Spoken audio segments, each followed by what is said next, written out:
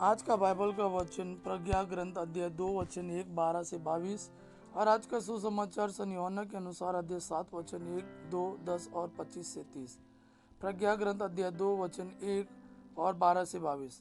विधर्मिक उत्तर करते हुए आपस में यह कहते थे, हमारा जीवन अल्पकालिक और दुखमय है। हम धर्मात्मा के लिए फंदा लगाए, क्योंकि वह हमें परेशान करता और हमारे आचरण का विरोध करता है।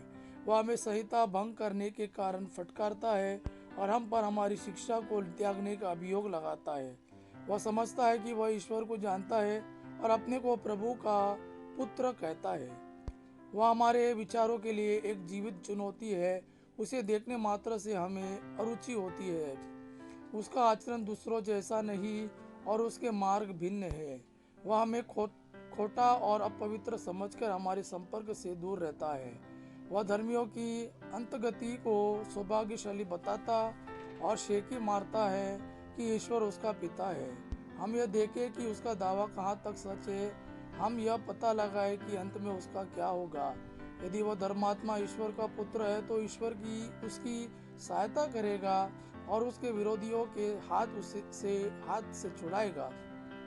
हम अपमान और अत्याचार से उसकी परीक्षा ले, जिससे हम उसकी विनम्रता जाने और उसका धैर्य परख सके।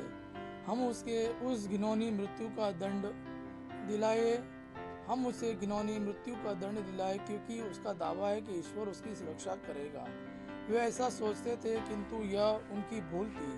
उनकी दुष्टता ने उन्हें अंधा बना दिया था। वे ईश्वर के रहस्य नहीं जानते थे। वे न तो धार्मिकता के प्रतिफल में विश्वास करते थे और न धर्मात्माओं के पुरस्कारों में। आज का सुसमाचार सन यूहन्ना के अनुसार अध्याय 7 वचन 1 2 10 25 से 30। इसके बाद ईसा गलीलिया में ही घूमते रहे। वह यहूदियों में घूमना नहीं चाहते थे, क्योंकि यहूदी उन्हें मार डालने की ताक में रहते थे। यहूदियों का शिविर पर्व निकट था। बाद में जब उनके भाई पर्व के लिए जा चुके थे तो ईसा भी प्रकट रूप में नहीं बल्कि उस जैसे गुप्त रूप में पर्व के लिए चल पड़े। कुछ यरूशलेम निवासी यह कहते थे, क्या यह वही नहीं है जिसे हमारे नेता मार डालने की ताक में रहते हैं? देखो तो यह प्रकट रूप से बोल रहा है और वे इससे कुछ नहीं कहते। क्या उन्होंने सचमुच मान लिया कि यह मसीह है?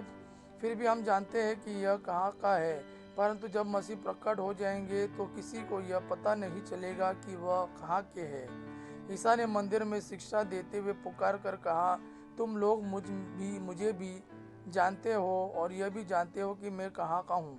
मैं अपनी इच्छा से नहीं आया हूँ। जिसने मुझे भेजा वह सच्चा है। तुम लोग उसे नहीं जानते, मैं उसे जानता हूँ, क्योंकि मैं उसके यहाँ से आया हूँ और उसी ने मुझे भेजा है।